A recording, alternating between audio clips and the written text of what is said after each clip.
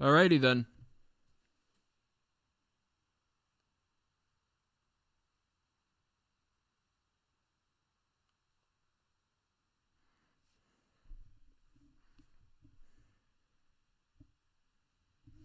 Can't hear myself in my own phone.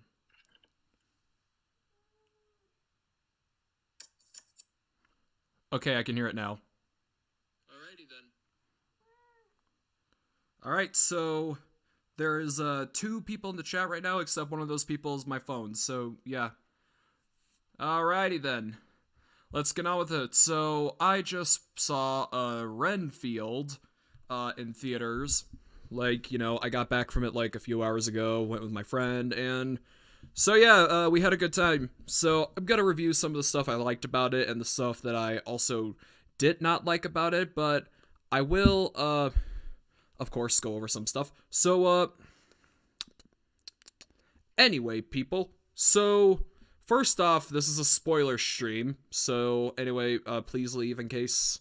God, I gotta start putting spoilers on here. So, anyway, so the main thing and the main theme of the movie is like toxic relationships. Like it's like Renfield wants to get away from Dracula, and the entire movie is him trying to step up against him. And I actually really like that about the movie, and it actually does feel like a it's a good character development movie. And I also liked Aquafina's character, which yet again, I was worried she was going to be like a Mary Sue when I saw the movie in theaters, but she is not. But at the same time, she's of course requires to save the main character again and again, stuff like that. And you know, but she does have a good character arc in the movie, except it's what is it? It ends up being hold on, I'm gonna type in spoilers.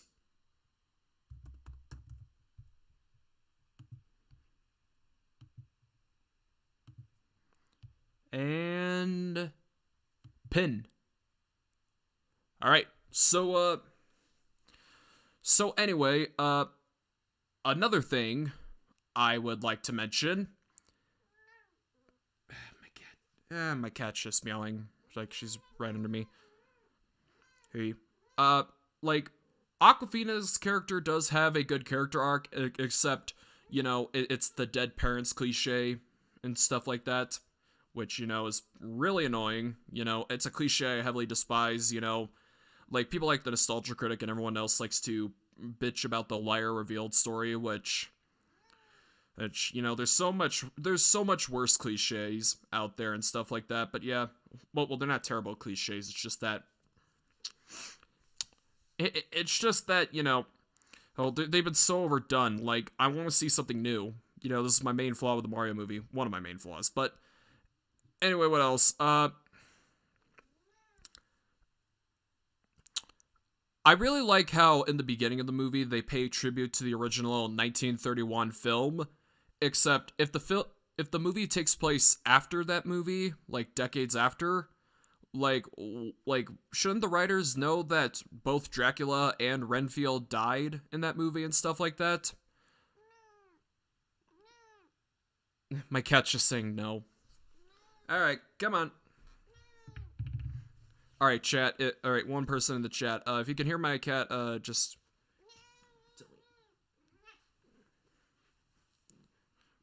So anyway, back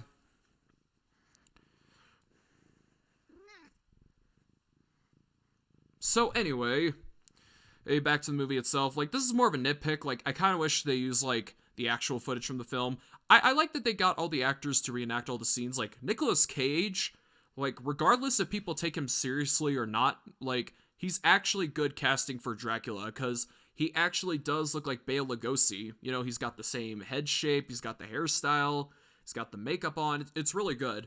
And also another thing I want to mention about this movie is the choice of makeup. Like does anyone remember how Suicide Squad from 2016 won an Oscar for best makeup? Yeah, I don't think so either. But anyway, Like, unlike Suicide Squad, which is a movie that didn't deserve it, this movie definitely does, because there's so many scenes where Dracula is, like, deformed, and then he goes back to normal. Like, it kind of gave me, like, Last of Us vibes. You gotta see the movie to see it. And the big highlight of this movie, I must say, is, yeah, what was it? The violence. Like, this movie is hella violent. Like, if you've seen the trailer, like, you would know that they were hinting at violent scenes, and there's a lot in this movie. Like there's a scene where Beast, I'm gonna refer to Renfield as Beast throughout the whole review because he's played by Nicholas Holtz. But like, there's a scene where Beast just grabs these guys' arms, he kicks him, and then pulls these guys' arms out, and then throws them at two police officers, and then stabs them with those arms. Like, if that isn't amazing gore in a movie to you, then I don't know what is. And also, I'm gonna piss some people off, but I kind of got Morbius vibes from watching this movie. I don't know, because it's a 2020s vampire film. It's Renfield in time. I'm sorry. But yeah, you know. Oh, and I also kind of liked Ben Schwartz's character a bit, aka Sonic the Hedgehog. You know, I think Ben Schwartz is a decent actor. You know, I mostly know him from Sonic, but I bet everyone who watches my channel is. But yeah, I also really like how Dracula turns Ben Schwartz and everyone else from the crime syndicate, which I will get to later, like, into his, like, minions, similar to, like, Renfield and stuff like that, and they call it Dracula powers, and Renfield is like, I call it hell, you know, stuff like that. And also, they do hint at Renfield, like, having a family, like, prior to the events of the original Dracula movie, which I actually kind of like that they explored that, but I'm actually glad that they didn't explore it enough, because, you know, this movie already has two subplots that we don't need to go. And, like, with the dead parent cliche on Awkwafina's character's part, you know, I would rather have that than just a bland, uninteresting, badass female character just to be a girl boss and stuff like that. And, so yeah. Like, you could have removed the whole dead father thing, and, like, it wouldn't change anything about this movie, you know? And, another thing I want to mention is, I've been praising Awkwafina a lot in this movie because I actually quite like her as an actress. Like, I wouldn't say she's too funny as a comedian and stuff like that, but I must say I actually do have a soft spot for comedians that play serious roles, like person in the chat, because my current viewer is one. Have you seen the movie Death on the Nile? If you didn't, I'm gonna spoil it anyway. Russell Brand is in that movie, and he plays a quite serious role, which, you know, coming from the crack and heroin British guy dressing up inappropriately on September. I'm not gonna finish that sentence. I want to keep this channel, but anyway, so, and of course, Mike Myers plays Shrek, which is a serious character and, like, a comedy, which I never understood why, but I still kind of do like it, because, again, and there was also that Adam Sandler movie from 2019, which I have not seen yet, but I heard it's really good, and I heard it's his best film since, like, Happy Gilmore or something, because everyone hates his recent films, you know? Oh, but I must say,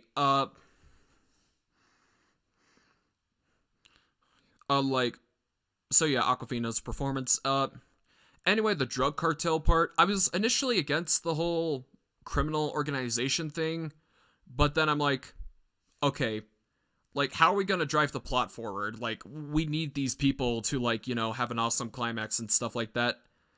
And also, they never do the wooden stake through the heart, which is what kills vampires and Dracula and stuff like that, which I thought was kind of stupid that they didn't do that, but yeah. And, there's also, oh yeah, the group therapy part that y'all seen in the trailer. The group therapy, I'll admit I got a little misty-eyed when they got killed off, because these were characters that helped Renfield progress through a story and stuff like that. And it's I didn't cry. I got misty-eyed. I was close to, because I'm not a crybaby bitch. But yeah, anyway. Hey,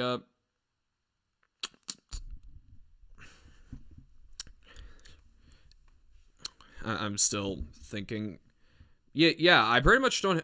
Oh yeah, the movie takes place in New Orleans. Also, this is something I noticed in the movie.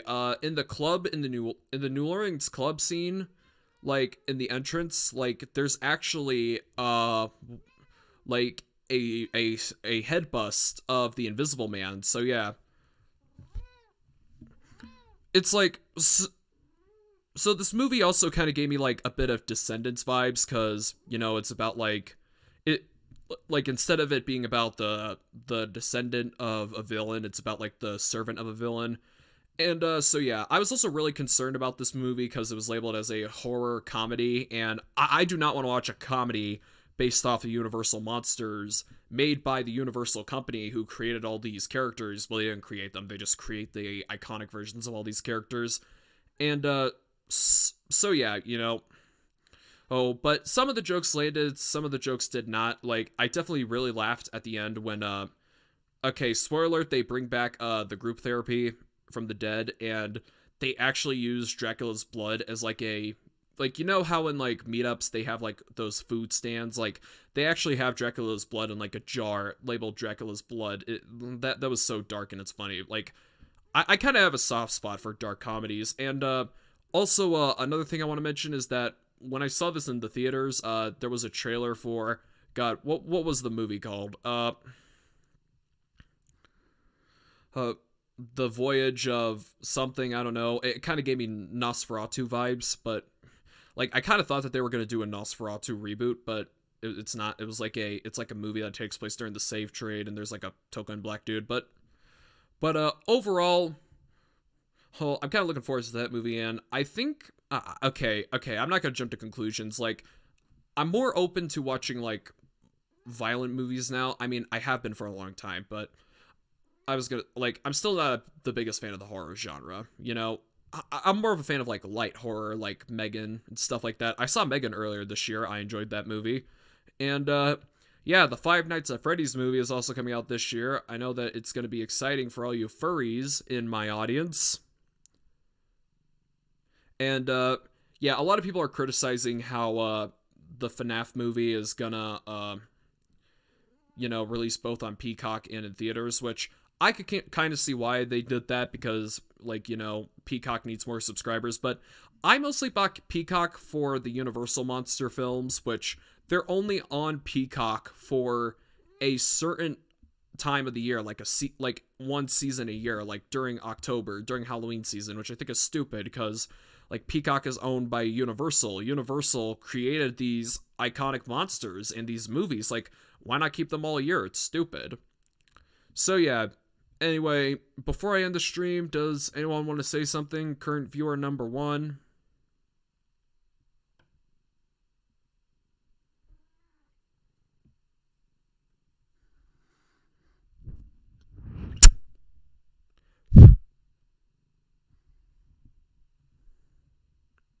Anyone? Someone? No one. Hold on, let me check my phone to see if, because it'd be hilarious.